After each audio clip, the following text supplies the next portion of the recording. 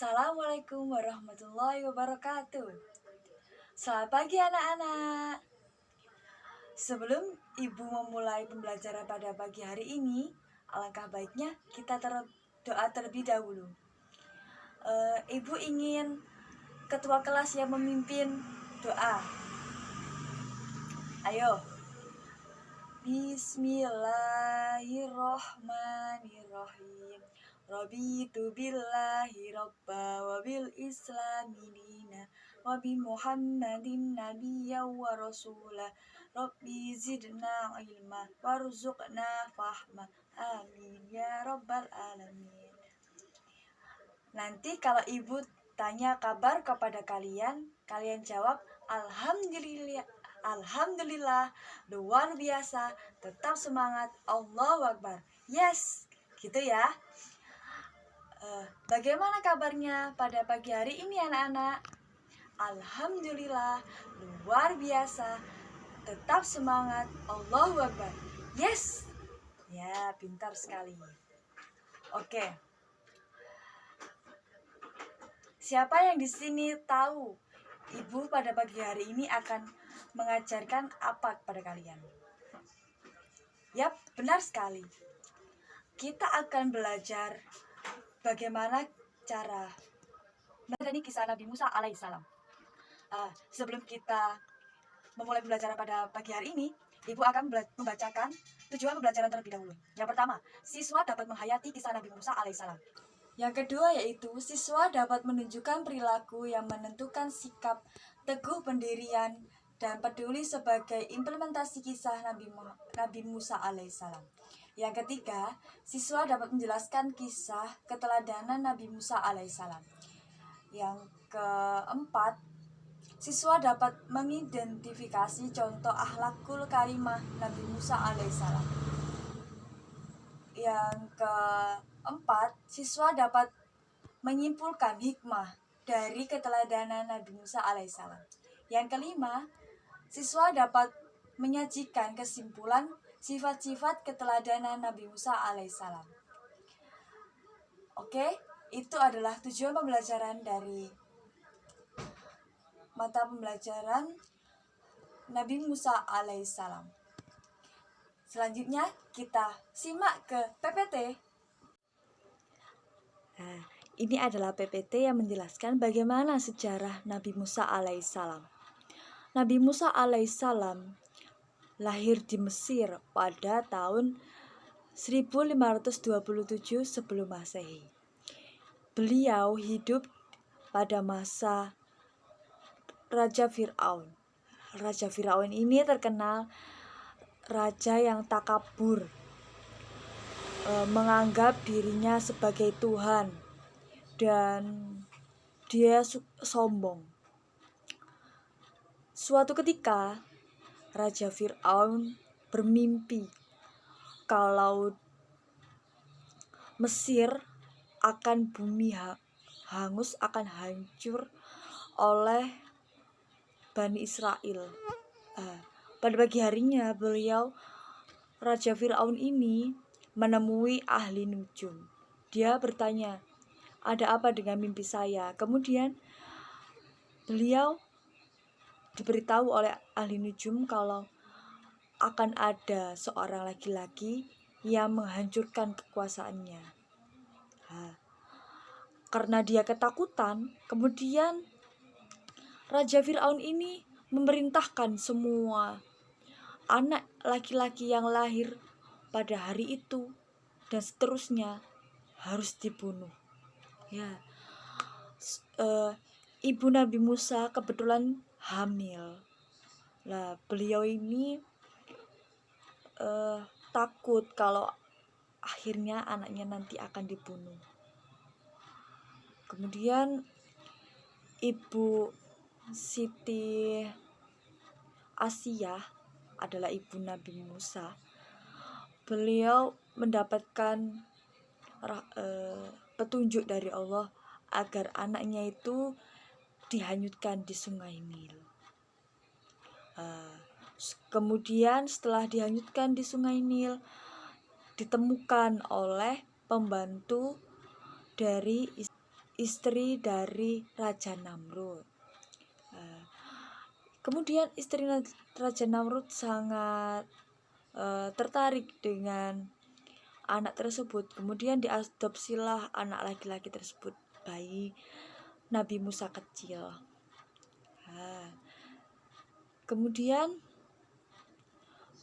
karena Raja Namrud dan ibu istrinya Raja Fir'aun tidak bisa mempunyai anak, diangkatlah Nabi Musa kecil. Kemudian Nabi Musa beranjak menjadi dewasa. Nabi Musa itu pernah memakan bara api. Sejarahnya itu seperti ini ya. Pada saat Raja Fir'aun memangku Nabi Musa, beliau janggutnya ini ditarik oleh Nabi Musa. Kemudian Raja Fir'aun berkata, anak ini yang akan menghancurkan kekuasaanku, seperti itu. Kemudian istrinya berkata, sabarlah, dia masih anak-anak, belum berakal, dia tidak mengetahui apapun. Karena Fir'aun tidak percaya, akhirnya dia menguji Nabi Musa dengan sajian roti dan bara api. Pada saat itu Nabi Musa kecil ingin memakan roti, tetapi diganti oleh malaikat Jibril menjadi bara api. Kemudian pada saat itu tangan Nabi Musa ini terbakar kan. Jadi tangan Nabi Musa ini menjadi cadal atau kemudian akhirnya Nabi Musa selamat dari ancaman dari Raja Fir'aun. Kemudian cerita selanjutnya yaitu saat Nabi Musa pulang ke Mesir. Sebelumnya itu Nabi Musa itu kabur karena kejaran tentara Raja Fir'aun. Saat kabur, Nabi Musa ini menikah dengan anaknya Nabi Syuaib. Kemudian menikah. Kemudian Nabi Musa ini pulang ke Mesir.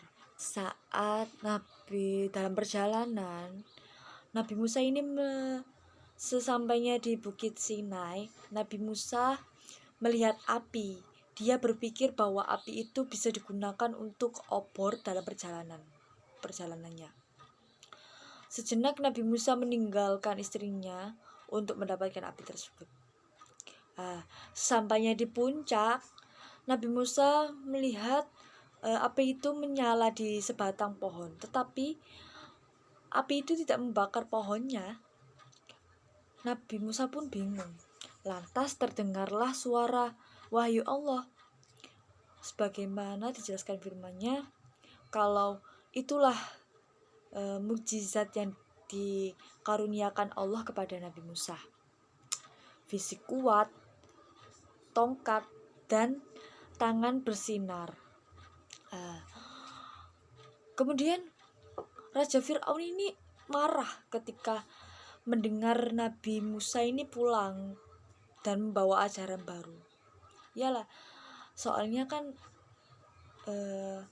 Raja Fir'aun ini kan menganggap dirinya Tuhan, tetapi Nabi Musa datang dengan membawa ajaran baru, dengan mengaku bahwa Allah adalah Tuhannya, bukan Raja Fir'aun. Kemudian pada fase ini Musa membuktikan bahwa ia benar-benar adalah utusan Allah. Kita simak yuk videonya, bagaimana mukjizat Nabi Musa berupa tongkat yang berubah menjadi ular. Setelah kita lihat videonya, apa ada hal yang menarik dari videonya? Yap, benar sekali. Nabi Musa melawan penyihir-penyihir pada masa itu dengan melemparkan tongkatnya, kemudian menjadi ular.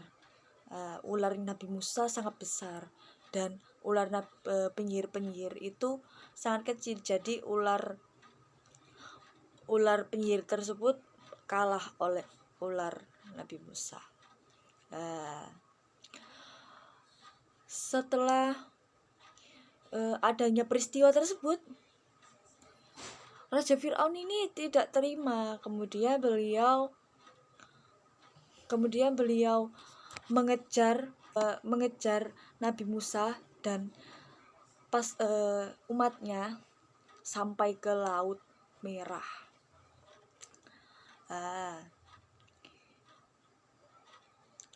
Pas di sini juga Allah menunjukkan mukjizat kepada Nabi Musa. Mari kita simak videonya. Setelah kita melihat videonya, pada saat itu juga ibu pernah membaca referensi kalau pada saat itu Raja Fir'aun ini ingin bertobat kepada Allah. Saat itu juga kan sudah diingatkan sama Nabi Musa kalau dia bukan Tuhan, dia hanya ciptaan Tuhan. Saking kesalnya malaikat Jibril dengan kelakuan Raja Fir'aun, saat itu juga saat Raja Fir'aun akan bersyahadat, mulutnya dibungkam oleh tanah. Jadi saat dia mau mengucapkan syahadat, terus mulutnya tertutup, jadi tidak bisa bertobat. Dia mati dalam keadaan kafir. Raja Fir'aun dan bala tentaranya tenggelam dalam Laut Merah, dan hingga saat ini jasadnya masih utuh, masih ada. Selanjutnya, setelah Nabi Musa keluar dari Mesir, Nabi Musa bersama pengikutnya, sebagian pengikutnya yang lolos, yang beriman kepada Nabi Musa, dari kalangan Bani Israel, mereka menuju Bukit Sina untuk mendapatkan kitab panduan dari Allah Subhanahu wa Ta'ala. Sebelum itu, Nabi Musa disyaratkan untuk berpuasa selama 30 hari di bulan Zulqa'dah. Ketika akan bermunajat, dia merasa bau mulutnya ini tidak enak. Kemudian Nabi Musa bersiwak, menggosok gigi. Kemudian lalu perbuatannya itu ditegur oleh malaikat Jibril. Kemudian dia diwajibkan untuk berpuasa selama 40 hari, ditambah 10 hari lagi. Dengan puasa itu Nabi Musa genap berpuasa 40 hari. Sewaktu bermunajat, Nabi Musa berkata, "Ya Tuhanku, nampakkanlah zat-Mu, kemudian supaya aku dapat melihat-Mu." Nabi Musa ini berdoa kepada Allah agar ditampakkan zat-Nya. Kemudian Allah berfirman, "Engkau tidak akan sanggup melihatku, tetapi coba lihat bukit itu, ia akan tetap berdiri tegak di tempat seperti sedia kala, maka niscaya engkau dapat melihatku." Kemudian Musa terus memandang arah bukit itu. Maksud Allah adalah bukit itu tiba-tiba hancur, kemudian masuk ke dalam bumi tanpa menyisakan sedikit pun bekasnya. Kemudian Musa langsung terperanjat dan tubuhnya ini gemetar, seluruh tubuhnya lemas, kemudian lalu pingsan. Kemudian setelah Nabi Musa sadar, ia terus bertasbih dan memuji Allah seraya berkata, "Ya Allah, Engkaulah Maha Tuhan."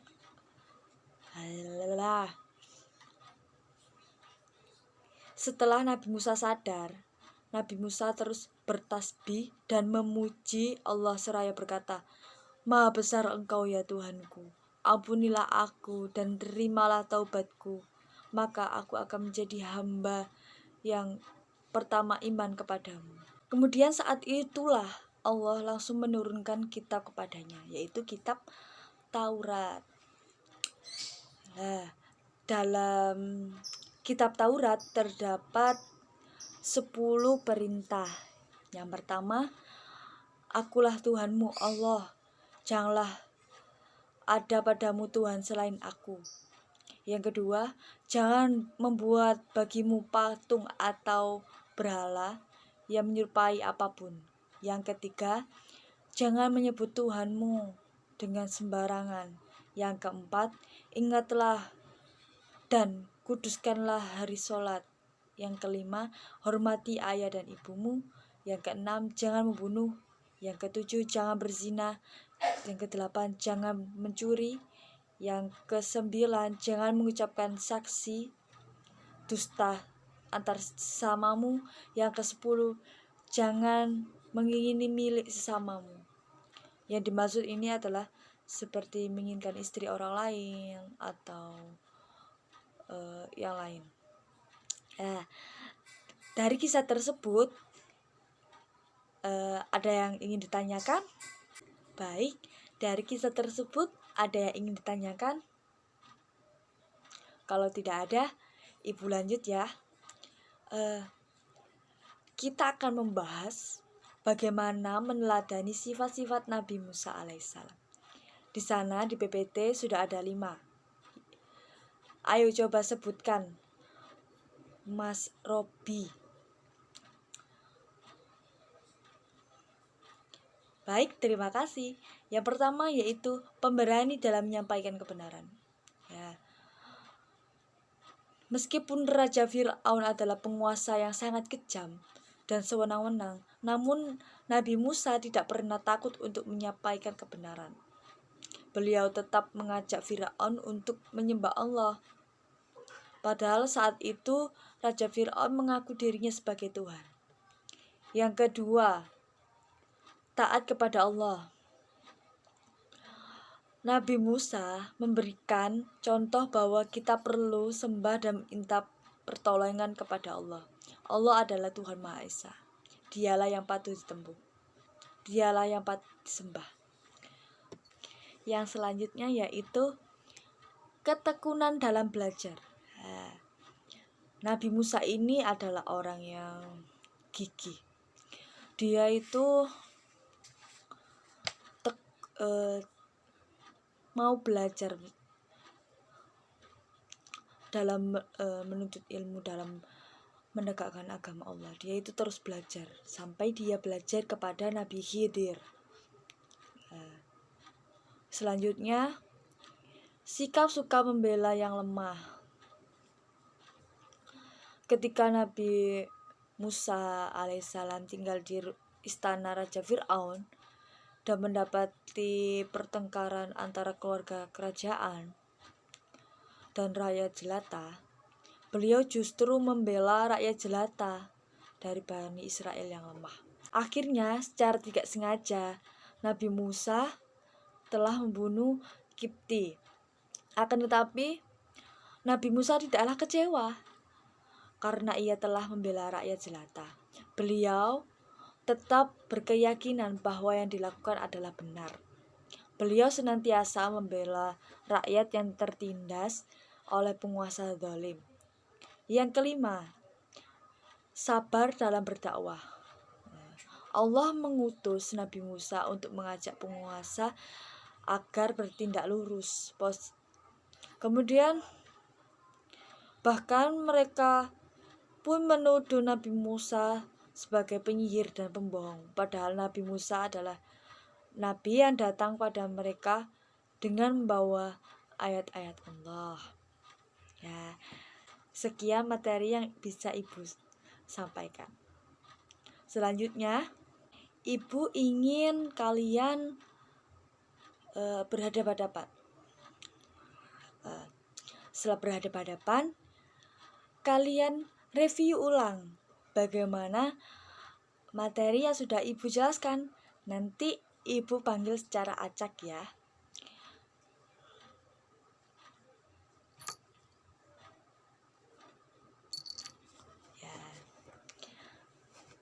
Ibu beri waktu 10 menit untuk mereview yang sudah dijelaskan oleh Ibu. Baik, waktu sudah 10 menit.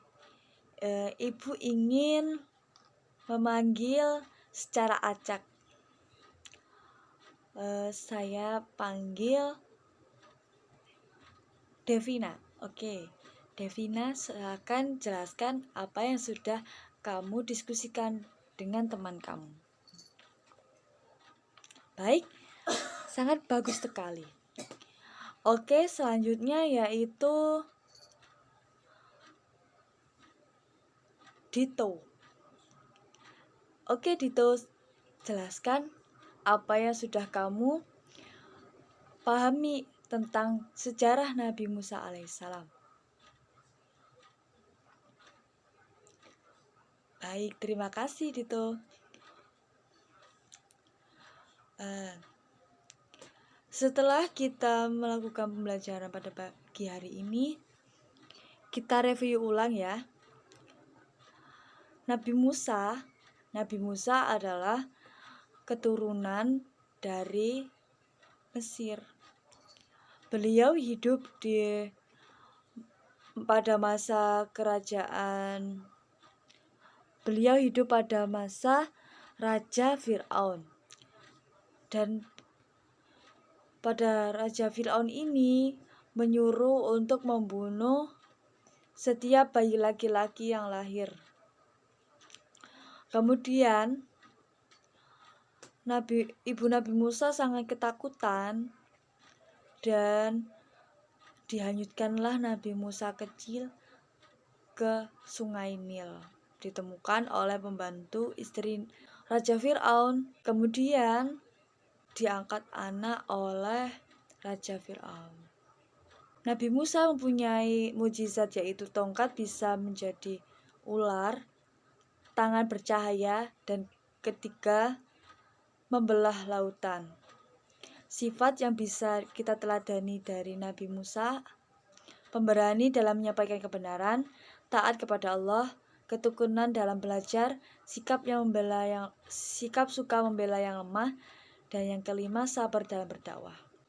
Sebelum Ibu akhiri pada pembelajaran daring pada pagi hari ini, alangkah baiknya kita berdoa kafaratul majelis bersama-sama. Subhanakallahumma wa bihamdika asyhadu an la ilaha illa anta astaghfiruka wa atubu ilaik. Walhamdulillahirabbil alamin. Sekian pembelajaran pada pagi hari ini. Kurang lebihnya mohon maaf. Wassalamualaikum warahmatullahi wabarakatuh.